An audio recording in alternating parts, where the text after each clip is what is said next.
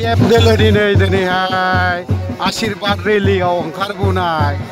खायफा ओरैबायदि रंजादों आरो अफिसा ओरैबो दं गोलै गोलाब दंथारोलै लामायाव दंबावोसो आरोबाव जोङो थांनाय 6 तारिख आगस्टनिफ्राय गसाइगावनिफ्राय जागायनानै फैयै दिनै बिजनी डिस्ट्रिक्टनि सिङाव थानाय मोनथाम समष्टि दङ जोंहा सुबाइजार मानास सेरफां आरो थुरिबारि बे मोनथाम समष्टिखौ लानानै दिनै ब्लेसिं रिलि रायजोफोरनाव बोर बिनाय हाबाफारि लादों। दान्दिसे उनाव बे हाबाफारियाव हाग्रामा महिलारि साराबो नुजाथि फैगोन आरो दिनै नोंथांमोना नुबाय बे रिलिया जागायनायनि आवगायनो ओरैबायदि रोजा हाजार सुबुंफ्रा बे रिलियाव बाहागो लाफैदों। बे हाबाफारियाव बे समष्टियाव थानाय गोबां रायजो राजाफोर दिनै माने माइनरिटिफोर बेंगलिफोर राजबंशीफोर बर' हारसा गुबुन हारिनि मानसिफ्राबो दिनै गोसो गुदुं जानानै लोब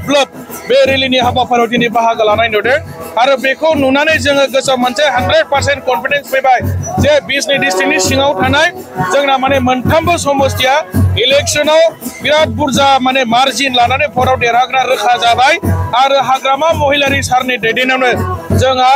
सेप्तेम्बर दानाव दुर्गा फुजानि आवगाय जोंहा BPFनि सरकार दागोना 100% माने रोखा जाबाय होनना दिनैनि बे रिलिया फोरमान होबाय आरोखि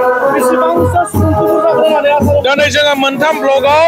गासै 20,000 टारगेट होदोंमोन किन्तु दिनै नुबाय मोनसे ब्लकआवनो 10,000निबो बारा मानसिफ्रा बावहाय ओंखारबोदों आरो टारगेटनि बारा मानसिफोर ओंखारबोदों माने दिनै सारा बिटिसियावनो मानसिफोरा मोनसे दोहौ मोनसे गोदौनाय फैबाय गोसो गुदुं जानानै बयबो गावबा गावनो हारसिं ओंखारबोदों जोङो टारगेटनि साफ्रोमबो बुरजा मानसिफोरा माने ओंखारबोनानै BPFनि बे रिलियाव बाहागो लानाय नुदों आरो बेनिखायनो दिनै BPFआ जोबोद मोनसे शक्तिशाली मोनसे राजखान्थि हान्जा जाबाय आरो BTCआव BPF हान्जानि दैदेननायाव हाग्रामा महिलारि सारनि दैदेननायावनो सरकार दागोना दिनै 100% रोखा जाखाबाय आरोखि।